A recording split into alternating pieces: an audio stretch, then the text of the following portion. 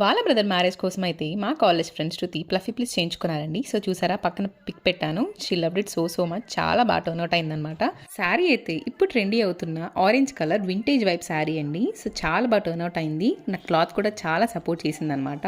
Thank you so much for everyone అండి. యూట్యూబ్లో 400 subscribers అయ్యారు. ఇలానే మీ సపోర్ట్ కావాలి అండ్ ఇలానే ఉండాలి కూడా. మాది ఖమ్మం డిస్టిక్ అండి. ఇన్స్టాగ్రామ్లో ప్లీజ్ టిప్స్ బై చందన అనే పేజ్కి వస్తే నా కాంటాక్ట్ డీటెయిల్స్ అండ్ అన్ని డీటెయిల్స్ మీకు కనిపిస్తాయి అన్నమాట పేజ్లో. సో డూ చెక్అవుట్ అండి.